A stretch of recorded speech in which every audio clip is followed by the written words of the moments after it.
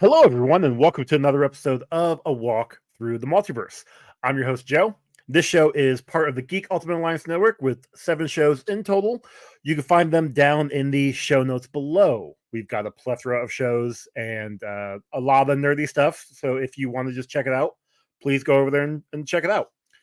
We also offer a Patreon with 2 tiers, a dollar tier, which is just a nice little thank you. You appreciate what we're doing and you just would like to give back. But we also have a $5 tier with ad-free content, early access content, and Patreon exclusive content. Ad-free because the show will have ads, and I will give you a heads up when those ads happen. The Patreon exclusive stuff, I've been doing what I call my Multiverse Minutes Disney Dives, where I'm going through all of the Disney animated movies from the beginning, working my way through them. I'm talking about the movie, I'm giving my opinion on the movie, and I'm giving a bunch of behind the scenes stuff. It's just a fun little thing. I love Disney stuff, so I want to kind of turn my passion into Patreon stuff for people. But also over at DC Alliance, myself and Travis have been doing our DC films through the years. And then over on Marvel Alliance, Chris and Brett have been doing their Tales from the House of X. And we also have a bunch of other content on our Patreon. So if you would love to, we would love it if you go check that out. But if you don't, if you go ahead and just rate and review us on your podcasting app of choice, that would be great. We would love it. But yeah, there we go. So go ahead and get into this episode. Got to talk to Zack Snyder, and I couldn't do it alone. Yeah, couldn't. Yeah, thanks. Couldn't do it alone. I had to get Chris over here. Chris, welcome to the show. No. Thank you. It was a first again. Thank you for the opportunity to join you for this. And it was a real treat. Absolutely real treat. What's really fun is not telling anybody else in the GUA about this. I know. So when it drops, this coming week, they're gonna be like, "Wait, what?" Excuse me? Yeah, exactly. I'm looking forward to that. Looking forward to all their comments. But no, yeah. So we got to sit down with Zach. Mm-hmm. We talked with him about a plethora of things for the hour. Zach, if you know Zack Snyder, he likes to tell stories, and we loved them. They were great. Yeah, a lot of fun. So we'll just go ahead and go right into that. We're gonna take a quick little musical interlude, I guess, and then we'll be into the episode. So thank you all for listening, and we will just enjoy the episode. And welcome back, everybody. Just would like to say that this is an awesome experience for myself and for Chris, obviously. But with us today is Zack Snyder. Zach, welcome to the show. It's great to be here. Thanks, guys. Thanks for having me on. Thanks for being on. Yeah, we appreciate it. Appreciate it very much. So right off the bat, my first question I would love to ask you, I'm really interested in hearing, what sparked your interest in filmmaking? Well, I guess, honestly, Star Wars, I saw the, Star Wars when I was, 11 years old. And I think it just, after that, I just started making Super 8 movies. I was, making all this stop action animation little films with my Star Wars figures. My mom got me a really great camera, this 1014, I think it's XLS or XLS, I think. Canon Super 8 camera is great camera. Better than I should have had, probably more. Like she got me the kind of the best Super 8 camera possible. And so it was like that's what really started me. So I did a lot of, I was really obsessed with the Millennium Falcon, and I was doing I had a huge garage in Dallas where we lived briefly, and I remember I put the Millennium Falcon on a black rod against a star field. I had the kind of that scale model version, the kind of big scale model, which was the biggest you could get at the time. And I would do this little I would put the camera on little skateboards and do these little passes, and I spent hours out there shooting. but yeah, so that's kind of how it started in a pretty, I would severely dorky Star Wars way, and then it moved on, and then I would like start to, then I basically would get the kids from the neighborhood to be in like little action sequences and yeah. So that was really I guess where it started for me. The cool thing was when I got into high school, I really tried to do I did like one film a year when I was like one big film a year when I was in high school, and that is to say that they were with a cast and a script and I tried to make a big movie. Ones that you wrote? Yeah, ones that I wrote, just that's awesome. One of them, I can't, and I haven't been able to find it. I don't know where it is, but it was it was set in my boarding school, and it was kind of like a remake of Apocalypse Now. Okay. But the principal was Kurtz, and it was like this very kind of super intense. It might have played a role in me getting expelled. I'm not 100% sure, but it did. It was a pretty. But it was cool because like I would steal all the lights from the theater department because they didn't know, and I was like, I remember there was this really great snow. It was snowing one night, and we were shooting outside, and it was like this end of this chase scene, and it was just like this beautiful snowy. That's my dog. Hang on, my dog is scratching at the window. Hold on. Are you good? All good. Yeah. I was like, what is that noise? Close up. Sorry, dog emergency. Oh, trust me, I understand. My dog likes to be annoying at times, so literally, I get 100%. I don't know why. Like, there's all these other doors, and you just came to this one to scratch. And he knew you were there. He was literally for you. There's like 100 doors all around this house. Comes around, scratches on that door. Like children, Yeah. Yeah. So, it was just it was cool to like, I think that was like my first taste of like, like really a lot of editing and like all these different angles and kind of stunts and camera, like, all sorts of different dollies and, whatever. And it was car mounts. I remember I got the police department to come. Oh. To do a scene where they would arrest someone, and it was cool. They did that. It was Greenwich, Connecticut, and I rented this construction crane, and because the cop car came up, and I did this big giant high shot where they came up, and then cops were like marching the guy to the car. That's awesome. Yeah, it was cool. It was really good. It came out good. Anyway, but that was like and I was indulged pretty heavily by all my friends, and I mean they when I say indulged, they went along with it, and so I think that was a cool part of my just kind of like my growing in sort of the film world. And then I did another big movie, and then I went to London and started painting, and took a small break. I didn't make any movies when I was in England. And then I came to Art Center and was doing then I started film school. Mm-hmm. That's really cool. Mm-hmm. So yeah, it's fun. I mean, like it's like anything, you have this thing that you're interested in, and it's cool. It's like it's nagging in the back of your head, like I need to get this idea out in whatever way possible. Yeah, and I think the thing that's interesting also is that the like my parents and everyone, I'm not sure they thought there was a career in it necessarily. You know what I mean? Like that you could make money from it as a thing. You know what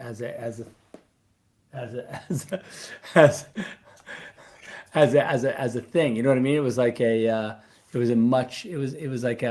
everyone seemed to think it was like a hobby, or it was an interesting kind of pastime. But it was weird that like as being a painter and a sculptor and like into the art scene, that was a more viable path for me sort of among my peers than say being a movie director. That seemed more crazy and not you know what I mean? Which was interesting because like in retrospect, I it seems, being a painter is a pretty hard life. I think, being a successful fine artist is that's a hard job. And, I have huge respect for people that are able to do that. And so when I came to Art Center and started doing all my like really pursuing being in a film department with the eye toward being a movie filmmaker, I think that was like for me like really liberating because I didn't have this kind of struggle about like what, like was I going to be a fine artist? Was I going to be a filmmaker? Like what's your deal? So yeah, so I think that was like really where when I came out to Pasadena and started like going to Art Center, that's when it really sort of had that moment of like, oh shit, like I've got to like, buckle down and like figure this out because like this is what I've chosen as my job. So it was like that was kind of it was cool and also scary, but yeah, of course. Yeah, I do really appreciate the time I had there at Art Center and the sort of creative group that I was with because it was really an inspiring group like Larry Fong and Tarsim, and it was really a great group, and they were really very innovative and super smart and really helpful. So yeah, that's awesome. Yeah. So, what has been your favorite genre to work in your career? It's funny. I don't really think about it, the movies in that way. Like, I mean, you would say like, oh, the zombie movies are a genre, right? Like zombies are like zombie genre. But I don't really, weirdly, I don't sort of separate the movies in that way, like, say, like, from one to another. But I mean, because like, in a lot of ways, you'd say Superman is a sci-fi movie. You could, Fair, yeah. I mean, definitely with what you do with Man of Steel, you can Yeah. definitely equate that very well. But I kind of I sort of look at them all sort of from, pretty much a purely mythological standpoint, and it's how it's a way of expressing those mythological ideas, and that's really how I kind of look at it. So I'd say that, I mean, I enjoy and have like it's fun making a zombie movie. I'll be honest, and so I look when I made Army, it was like the best time I'd had making a movie in a long time. Like I really enjoyed the process, the sort of simplicity of it. Just everything was like really fun. And I would say that like, and I don't mean this in a bad way, but that, making the DC movies was like really like hard work. It was. Yeah, it was Matt, like, 45. Matt, he's he's told me a lot about that. Yeah, I mean, and it took a lot out of all of us, frankly. And I mean, I would be happy to do it again, and I have no regrets. And I also accept that that's part of the struggle of making movies. It's not, I have no, I don't begrudge that in any way, but Yeah. it's hard. It was hard work. It was hard work. Well, speaking of comic book movies, you've done a handful of them in the past. Do you prefer doing the panel to screen adaptations like 300 or original stories like Man of Steel? It has to do with I would say with the graphic novel or the comic book that I would be doing. Like you can imagine, like if I really did like Dark Knight Returns, it would be a pretty faithful rendering of the comic book. Yeah. But when you're dealing like Man of Steel was kind of, Chris and David had sort of come up with like an idea. So it wasn't really, the source material was sort of canon, not really a particular, they used a lot of different references for the initial concept. So yeah, so I would say that like for me,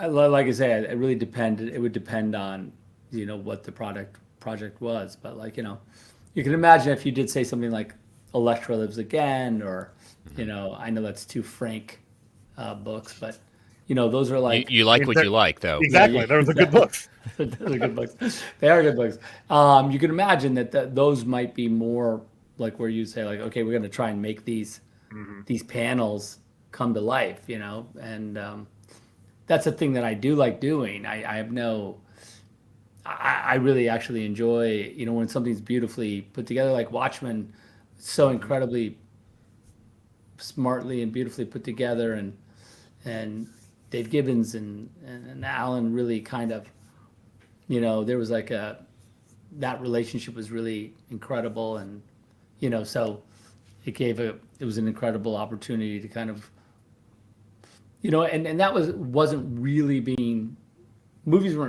comic book movies weren't being made that way, then. Yeah, I mean, I guess if you count 300 as a comic book movie, you'd say, okay, well, you did that on 300. And maybe because I did on 300, it made sense to me to do it on Watchmen. And there might be a relationship like, oh, you might think like, is it like as a filmmaker, you'd be like, well, we can't just shoot these panels as they are. Like, we can't use the comic book as a storyboard, can we? Where because I had done that on 300, it was, you can imagine that like when I got to Watchmen, and I was a huge fan of Watchmen, as a piece of art, I really, and look, let's be frank, when I got the comic book, when I got the script, it was nothing like the comic book. I don't know, I've told this story, but it was like the war on terror. It was happening in modern day. Rorschach got a girlfriend. The dog became his sidekick. Like it was madness. It was That's a take. Yeah. It was a lot of madness. Instead of killing the dog, it like, the dog that ate the child molester's dog, like it became like his like his sidekick, and they had a big battle at the Statue of Liberty at the end, and it was like a weirdo version like of Watchmen, and so like when I got the script and said, look, I'll do it, part of the reason I said I'll do it is because I thought, okay, well, this is my chance to put it back as much as I can. Yeah. When I said, like, I can remember like in the first story meetings, me saying like, oh, it should be Nixon as president, not George Bush or whatever, right? And then I was like, and then they would be like, really? And I'd be like, yeah, I think that's cooler, right? Like Nixon, right? It's awesome. I don't know. I was just trying to sell it. I go, what about 85? That's cool. Like kind of, the 80s. And it was like, okay, I guess. It's just like a lot. It was like one thing after another where I was kind of whittling away at the, trying to push it back slowly toward the comic book. And then, of course, when I started working on the script, I would just like add big swaths of dialogue just exactly as it is. And, it was like that kind of work, I think, that really, perfect. Slowly eroding. I did the opposite of what a normal movie does, where the studio normally does the opposite work on like, for instance, if we had just had a straight adaptation of Watchmen, the studio would have said like, hey, what about like the war? Like what are these incremental changes? And then suddenly it's something else, where I kind of did it the other way. And of course they didn't know, because you have the script that describes the action. Yeah. Like, and I would just take, like, I go, oh no, this is just panel to panel. Like I redrew it, and like, so I'd be like, oh, ignore that description that's in the script. We're just gonna do it this way, And so that was like a long, that was a, it was cool. That's awesome. So kind of talking about like director's cuts and things like that, and kind of relating it to what you've done with Rebel Moon. When you have the huge script at that point, you shoot all of it at that point. Then you have to kind of cut it down to, in the case of the PG-13 cut versus the director's cuts or anything. How do you know what makes the quote unquote director's cut, what makes a potential sequel? How do you kind of keep that all straight? Because I've been very impressed in your entire career when you have those kind of things. Like when you take it out, would say, oh, it's for time, but it's also when you put it back in, it's like, oh, this really brings a whole new dynamic to the character or even to the story. Yeah, I guess I guess for me, my director's cut sort of, it started with Dawn of the Dead, and it was really just in response to my producers saying to me that there could only be 2 explosions in the movie, not 3, because that was the line. And I was like, it doesn't make any sense. Like literally makes no sense, because I think in the director's cut, what happens is they go to Andy's gun store, right, to get the guns. Andy's dead. The zombies are surrounded the Andy's the building, and they can't get out. And so they get this idea.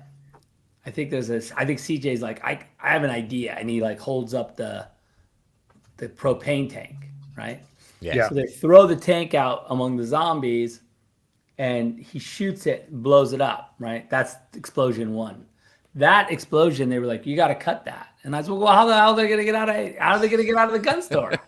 And if you watch the movie in the director in the theatrical version, they just run out and there's like fire everywhere and like dead zombies. I'm like, what happened to these guys? Like no one cared, and they run and then they jump down into the sewer, and then the zombies start following them. And it's like, well, okay. So that got cut out of the, but also to me, I was like, oh no, that plants the seed of, because of course later on, when they get trapped, they throw the tank out. He does it again. So you're like, okay, we know as an audience that's a potential gag. Yeah, it's like we have the mechanics. We don't have to like explain it again.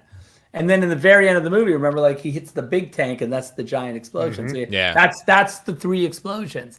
So they were like, no, you can only have the 1 and I go, no one's growing tired of explosions. I'm sorry. Like, especially in a movie like that, that's kind of expected. Yeah. And I was like, it's a trope, for God's sake. It's like literally, it's a comment on like movies to have 3 explosions. If you want to intellectualize it, you absolutely can. So that was like that was like where I was. And also there was a lot of like, when Mackay and the old lady are shooting it out, and there's like the crazy like point blank range gunfight between the 2 of them. Like they were like, this is crazy, this is gratuitous. And I go, gratuitous? Like what is that? Like what? Like how? It's a zombie movie. There's no such thing. You literally can't make a gratuitous. I was having fun. I go, isn't it cool that like an old lady and this guy are having a gunfight at like point blank range, and they're just blasting each other to bits? I go, I think that's like hilarious, And they were like, what? And I go, yeah, that's why I want like all these like slow motion shots of like the cylinders turning and the hammer crashing to the, like just like, let's just go nuts. And they're like, yeah, but it's a weird, it's like, there's only a zombie baby and like an old lady. It's not like it's not like a giant fight scene. I go, I know, that's cooler. And they were just like, so we had to cut a lot of them out. And I tried to put some of them back in for the director's cut, but the problem is like Dawn of the Dead was the last negative that Universal Studios physically cut, right? Oh, okay. And so when you cut the negative of a movie, you actually lose a frame. Yeah. Like, well, if we were going to restore the movie now, we could, because digitally you could replace the frame. You could make a single frame digitally. Like you could, like if the gun was like, if I'm firing and the frame that's missing, like the gun would go bang, and then there's a frame missing, and now the gun's up here, right? So like we're missing this frame when they cut the negative. So you probably, they can, VFX, we can manufacture like a little moment with the gun coming up. So anyway, but they couldn't then. And they didn't care, frankly. You can imagine they were just Sure, like, yeah. no one's gonna see this director's cut. And little did they know. Little did they know. Yes. But the truth is, so DVD has always been incredibly kind to me, or over the years, Blu-ray DVD sales. So they've always come through with like, sure, like you want to do your crazy cut, whatever you think, and that was kind of how I started thinking about it. And then 300, of course, was problematic because we didn't have any money. Almost every single frame of film we shot is in that movie. Like that movie didn't have anything cut out of it because we couldn't shoot anything but what we shot. It's pretty lean story, lean photography. It was a pretty lean production. But then when I came to Watchmen, I was like, well, Black Freighter. There was a whole bunch of there was a lot of, Night Owl 1's death, was kind of a big deal. Like I thought that was a huge, Hollis's death is like a huge deal. It's a big moment. We cut it out of the theatrical. It got completely cut out, right? Yeah. And partly it got cut out in those days for IMAX. Because IMAX length, I think, was 2 hours and 22 minutes or 4 minutes or something like that. And so that's how long the movie was, exactly the length that the IMAX palette could hold. Yeah. And so, I was like, okay. I mean, what? Like, yeah. You do. Yeah, exactly. Do you not want it in IMAX? I'm like, no. I want it in IMAX. So, I think that was that was sort of what happened with that. And then so we had then sort of the director's cut and then like the ultimate edition. So that's why there's like 3 versions of that movie.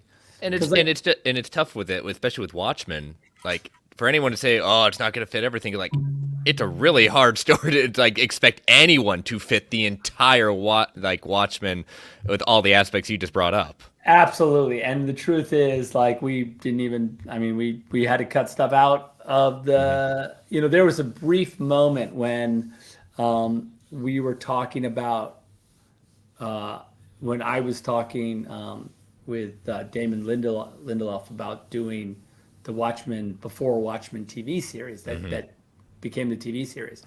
And I was meeting with him, and part of me was like, well, do you think we could do it so that if in success, I could then redo the entire Watchmen movie as a series, right? Like if we caught up to the current timeline, could I do it again? Just and include every single thing, right? Yeah. And I guess that was. I mean, they were like, "Oh, that's cool," but then whatever. It became something else, which was fine, and I, that's all good. But that's how kind of obsessed I was with, sort of the comic book and making it exactly the way it was, So. But then, and so then we go to, let's see, in succession. I guess that's Sucker Punch next, and Sucker Punch, still hasn't really gotten its real director's cut. I mean, I've talked Fingers about crossed. it a bunch of times. Yeah, it'd be nice. Really fingers crossed because that's a shame. That needs to get fixed. Guardians of Gaul, of course, does not have an extended version, an R-rated version. That'd be cool though too. Because you gotta. I remember being in a meeting on Guardians and saying like, "This is like 300 for kids," and they were like, "What? No, don't say that. No, that's not." I mean, we'd enjoy it. It is. Well, so that's actually the only one I haven't seen of your work. Oh, you should. Well, now you're inspired because I might have to. Shame on you. I'll see if Matt has it. 300 for kids feels like that's great. Feels like a great pitch. Yeah. And then Man of Steel, of course, was pretty straightforward. Again, it was like, we shot the script 100%, and all of it. And then, of course, when we came to Batman versus Superman, Terrio wrote a saga, and there was a saga inside of it, and we knew that they were never going to go for it. Like, And so that really started the subversive path that we found ourselves on with the DC universe. I think in that, we just, the studio, I feel like on Man of Steel, we were pretty locked in with the studio. You know, there was not a lot of like pushback on any of the ideas. Even Zod dying, wasn't like crazy. I found canon. I found some examples. So it was like, okay, they were Yeah, like, well, there's plenty. There's a few different ones, yes. and so they were like, okay. But then when we started sort of Batman versus Superman and Justice League, and then maybe and beyond, because like I think in the pitch of BVS,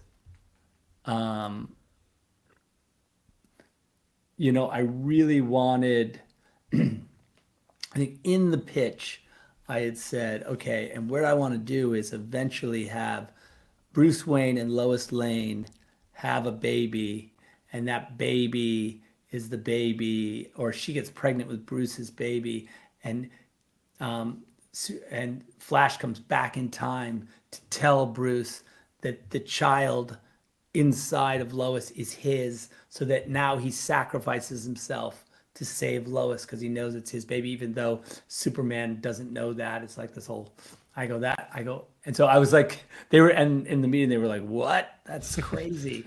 But not in a bad way. They were just like, wow, that's like a really, like, that's kind of, you're trying to set all that stuff up now. And I go, yeah, because we have to, like, in order for it to work, in 5 movies from now, we have to like know what we're doing now. Like we have to plant it. And so, yeah, so I just think that I remember walking out of there and then getting a call, I think at some point in, the days that followed, saying like, we're not doing any of that Lois Lane baby stuff, right? And I was like, oh yeah, sure. So it was it was interesting. And yeah, you still have the crib at the end of Oh yeah. Justice League. Oh yeah. Love it. I love it. And just on a personal note with Man of Steel, I'm a father of adopted twins, and that line that Jonathan says to Clark says, can I still be your son? Saying, you are my son, and that always has special meaning to me, as that, my children may not be from another world, but I know one day they may have that conversation, and that's something that always has to go. So thank you for putting a line like that. Of course, in the movie. I have adopted children too, so it's a really important thing to me as well. And Kevin does it so well, Yes. So Yeah. it's really a beautifully done scene, and the two of them were really, really in it. So it was fun. Yeah, absolutely. Awesome. So moving on to some more filmmaking, how do you build massive fictional worlds on such a scale like you did with Rebel Moon? I think that like massive fictional worlds, I think like, anything, it's like, I think it's like, probably like writing a novel or writing a comic book for that matter.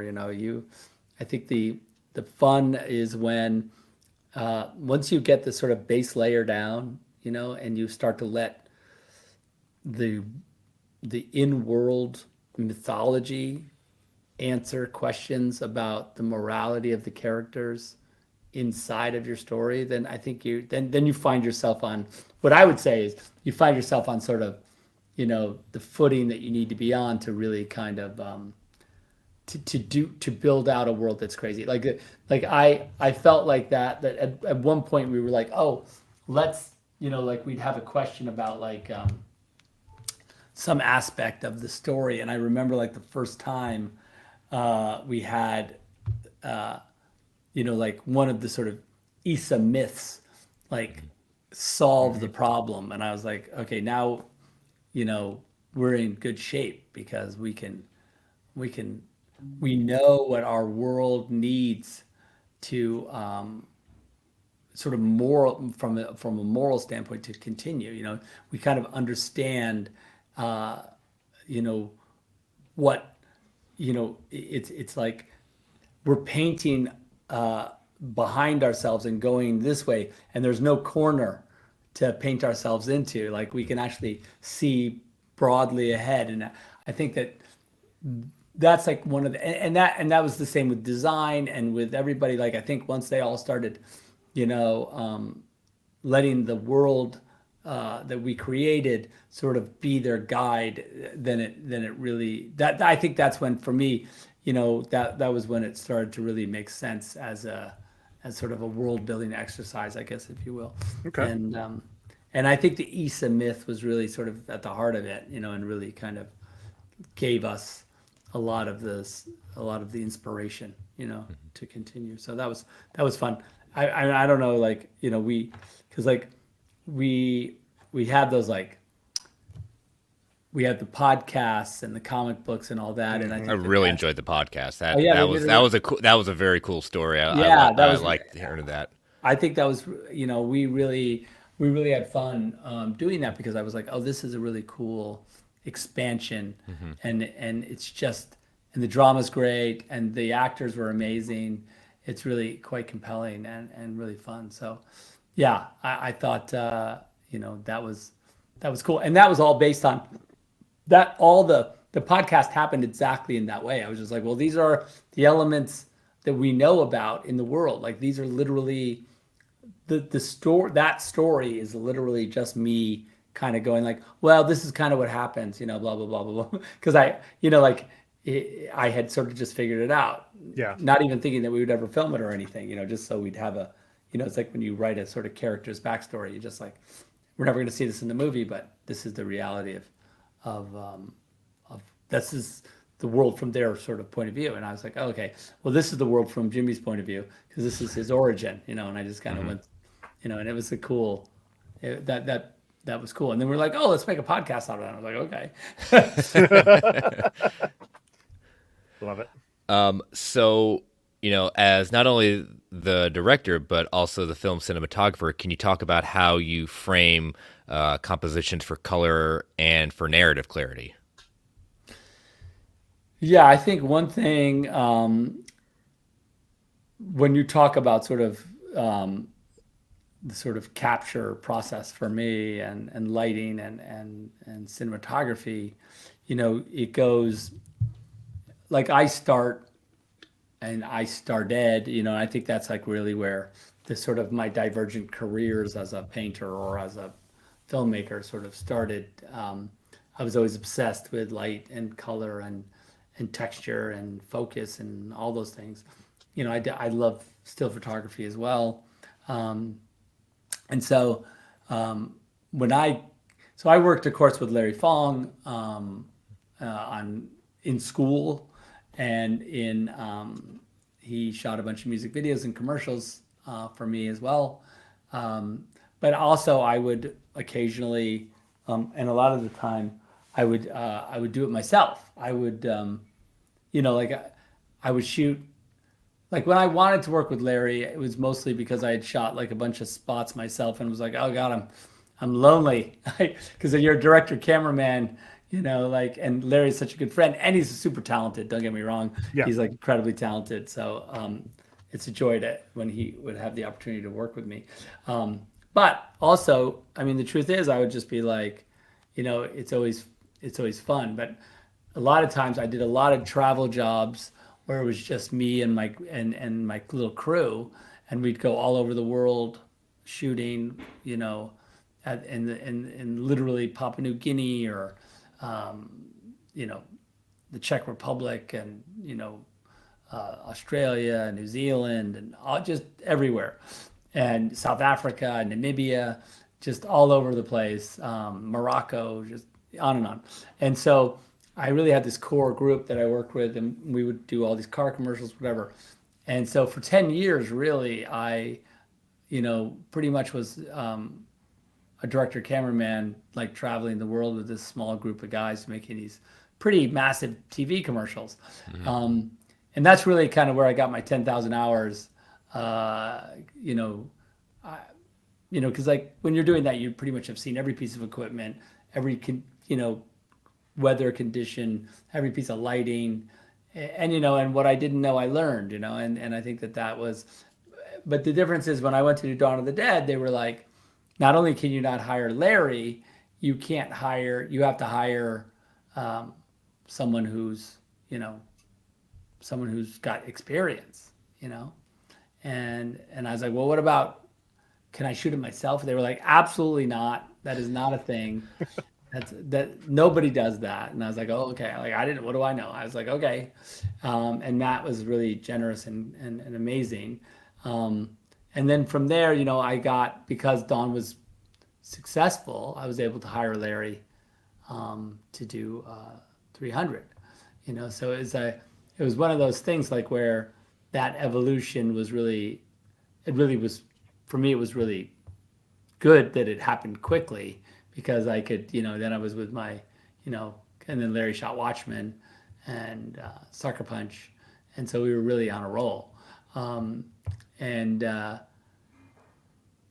reason why, and I kind of forgot about the whole idea, not forgot, but I kind of accepted my role as director, and there would be a cinematographer and whatever. And after Justice League, after I stepped away from Justice League, I had this I want to say I had a little bit of a, I was gonna do the iPhone class. Mm-hmm. I was gonna do this iPhone class at Art Center, where I was like, I really had this obsession with the fact that, and I still do, that film students don't really have Super 8 classes anymore. Like, I made Super 8 movies from Basics 1 and Basics 2, right? I probably made 20 Super 8 movies, okay. Where you have to shoot it in like 2 weeks, Yeah. And it's like, you really get reps, you need reps, like, you're like, okay, you're making shots, you're composing, you're like really using the language of cinema, overs, close-ups, moving shots, everything. Where I think what happens to the modern film students is because basically they use now the same gear as professionals, like, pretty much anyone can get a hold of a Red camera, yeah. Right? And so I feel like there's more pressure on the movies, because they're like, well, this could be the movie. Right? Like, this is it. Like, this is my magnum opus, right? And you're like, it's your second thing you've ever filmed, right? And you have no idea what you're doing. You don't understand. You just don't understand the language. Like, it's like, it's like trying to write a novel in another language and you've never written a novel, right? Yeah. You don't speak that language. You might have a lot to say, but you just don't speak the language. So you need to learn it. And so I had this idea that, like, okay, well, I'm going to do an iPhone class and basically treat your iPhone like a Super 8 camera and just cut on the phone, do everything on the phone, right? And I started to write this whole syllabus and I had the whole class laid out. And Debbie said to me, like, well, you've never shot a movie with your phone, like, is this possible? And I was like, is it viable? I was like, That's a good point. That's fair. That's fair. And so I went out and shot that little movie, Snow Steam Iron, that's on Vero, on my phone. And I remember shooting it, and I shot it in 2 days, like, for like no money. It was like Eli's friends from UCLA were the crew, and those were all like my, friends that are stuntmen who are the actors. And I was like, shit, this is fun. This is like, oh yeah. Because like on Justice League, I was literally on a soundstage. My Video Village, Video Village is like where all the monitors are. Yeah. And you sit at normally you're in director's chairs. That movie was that was such a World War I style movie, in the sense that like we were so entrenched. Like, yeah. my director's chairs were like very comfortable, normal chairs. I had a table like that I had all my, like a light. It was like an office, like where I was sitting, like all these monitors. And I didn't know where the camera's over there somewhere, right? Like it was like, yeah, I guess it's over there. The actors are like way over there. So it was this weird thing to suddenly just be like, there was nothing between me and the actor. Like literally, it was just like this, I'm just got I like nothing. I had a little gimbal. So if you watch that thing and you think like, okay, there's no crew at all. It's just me. That's like, I remember I showed the movie to Scott Glenn, Scott Glenn, the actor. Yeah. And Scott, he was visiting Pasadena. And I said, oh, I made this movie on my phone. And he was like, what? You made a movie with your phone? I'm like, what? What is that? And I go, oh, here it is. And he watched it and he was like, Jesus. Like, he goes, it's like, I guess if you give the samurai a butter knife, he'll still kill you with it. Like it doesn't matter. Like it's like the weapon doesn't matter. Like he's still gonna carve you up. So I thought it was like I thought it was a very kind comment. He was like, Jesus. Like I thought, like I was expecting, like I don't know what I was expecting. I didn't know it looked like a movie. That's awesome. And so, yeah, it was really fun. And so I guess from there, I really started. I became friends with Jared Land, who owns Red Camera, and we just started to like. He gave me a Red camera, he goes, here, go nuts, like, and so I just started like sort of falling in love with the cameras again, and started building lenses and really like, yeah, and I went down a pretty severe cinematic rabbit hole. I still have like my original 35 millimeter, like my Arri 3 and all my 35 millimeter cameras, and I still have them. But and I love film, but I don't know that I'll shoot a movie on film right away. I would like to at some point, again, just because it's so fun. But yeah, so that's what started. And so then when we went to do Army, when we went to do Army, I shot all these tests with like the dream lenses and with the zombie makeup, and Eli was cutting them, cutting them to like this cool music, and they're these cool little moody, they're like these little like 2-minute moody little pieces all around the cool. makeup. Yeah, they're really beautiful and really kind of, I was like, okay, this is how we're gonna make the movie. I was like, this is it. And that's really how we made it. And then when we went to make it, John Clothier, who's my camera operator, first camera, he started working with me on Watchmen. It was John and I, like it's all two cameras sort of raking overs, and they're just him and I just hosing it. And it was a really super liberating style of filmmaking for me.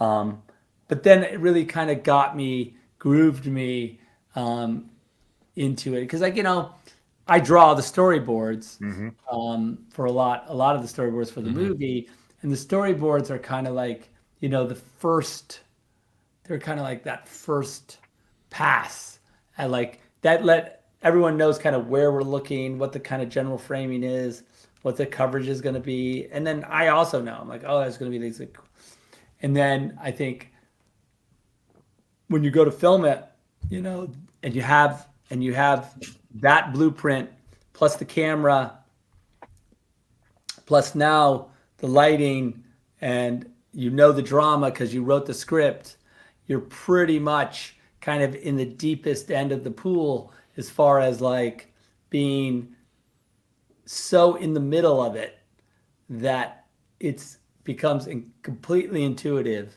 and completely natural, as far as like how you find the framing and the shots and everything, because the homework is so done.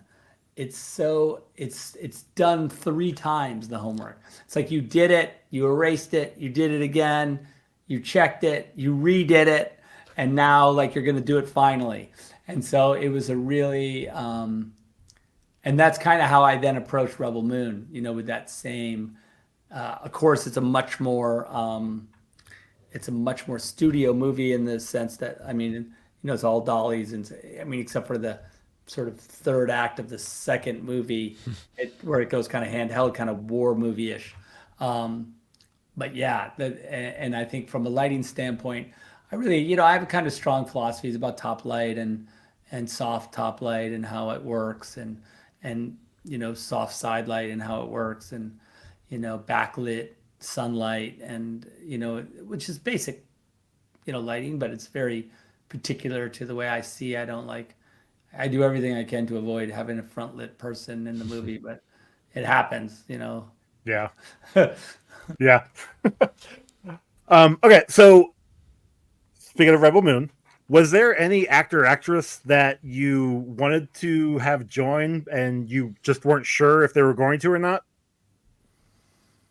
You mean that didn't in the end, or that did?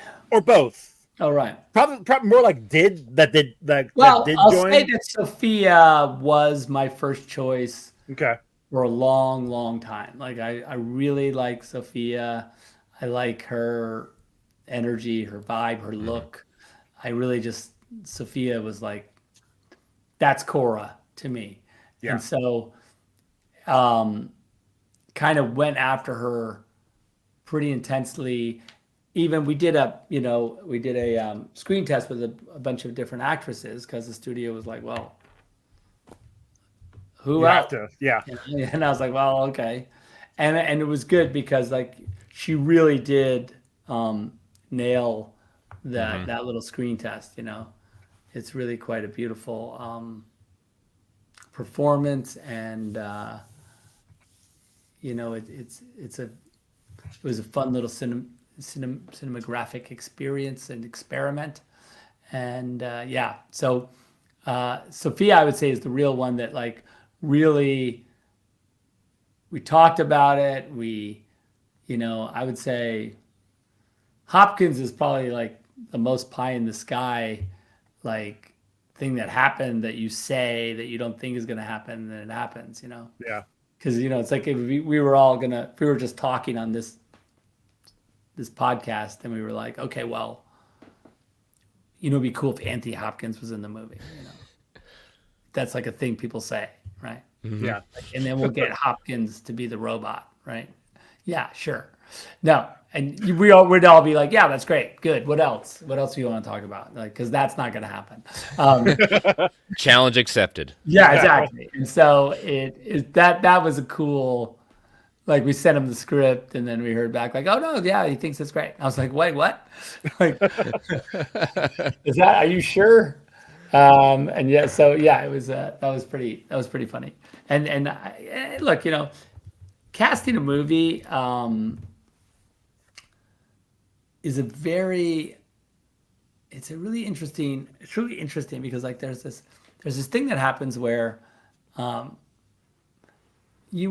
lot of the characters, of course, you don't know, like you're like do a casting call, and they auditions come in, and you're like, oh, that guy's awesome, or I don't know, and whatever, because Yeah. kind of like you have to kind of take your sort of preconceived ideas and throw them out a little bit, because you can't be too. People are different. People are like people, and so like you can't. There is an element to letting go when you cast something, right? Because a new thing is going to show up, and that new thing is a human being, and they have their own ideas, and they have their own life experience and their own perspective. And yes, you can mesh up, but there is going to be elements of it that don't. And so you have to I think that's kind of a liberating part of it. You really get this moment where you're like, wow, this person, this human being has like a take, and they have to personify this character, and they're going to say it in a way that you didn't think, and they're going to do something you didn't expect. And that's when it's awesome, because it comes to life in those moments as well. Like you're like, Yeah. wow, that's cool. I wouldn't have thought of that. I always live for that, right? Like I do live for like, I wouldn't have thought of that. Like, and I think that's like my favorite thing that happens in a movie. Like when you're doing whatever, the photography, the acting, the production design, editing. When I see something, I'm like, wow, okay, that's cool. because it means that it's getting better, I think. And so I think that Hopkins for sure. Affleck was also when we were doing BVS. I wasn't sure. He was sort of back and forth with us, as far as whether he would do it. Kind of happy you got him. I really enjoyed his. Oh Batman. no, I think he's an incredible Batman. Yeah. But he was like one of those he's hard to lock in. Mm-hmm. Yeah. Jared also when we were doing the scene in Justice League, the Joker scene. Yeah. Like that was like a miracle too that all came together, and I was like what, because I called him out of the blue and said, hey, would you be interested in doing this? And he was like, nah, I don't it was a very, but we talked a lot. The cool thing about Jared is I think you could tell if he stays on and keeps talking about it, even though he might say, I don't know, I don't think so. If he continues the conversation, you're like, oh, okay, well, if we did do it, blankety blank, and then it's like he's easing himself into it. Yeah, very much, and it was and it was really great, and I'm so glad he did it because I really loved what he did in that scene. He's really, really good. Yeah. So Joe and I are definitely both fans of lots of different types of animation, and Twilight of the Gods, just what we've seen from it, just beautiful. Absolutely beautiful. Looks amazing. So what attracted? Can't wait for you guys to see it. Oh yeah. So soon. It's really good. Yeah. So when this episode comes out, it will be releasing the very next day. Yeah. What's that? Twilight. Oh, great. Oh, Yeah. that's great. Oh, cool. Yeah, so you guys can watch it tomorrow. Yeah. Exactly. Yeah. So what attracted you to this project, and what made you decide let's do animation instead of live action? Well, it was kind of the other way around. Like Jay came to me, Jay Leva, and he's worked with me for tons of movies, done incredible storyboards for me, and he's an animation director, ton of the known for all these big DC animated films, and he was working with Netflix on a thing, and he said when he was talking to the guys, I guess they were like, Zach. Would he be interested in doing a Norse mythology animated thing? I guess they had the Greek one, and it was successful, and whatever. And so Jay was like, "What do you think?" And I was like, "Yeah, that sounds amazing. I would love to do that. That would be so cool. I love Norse mythology. This could be such an awesome opportunity." And so we just. And there was no story. I mean, Jay had an idea, but it was at that. So we just banged it out. We just figured it out. We were like, okay, what about this and this and this? So that was fun. It was a fun process. And Jay has a lot of great ideas. And, frankly, it was just no holds barred. Just if we could think it, we can do it. And it's, it's pretty adult, R-rated, sexy, violent thing. What's not to like? It was pretty easy.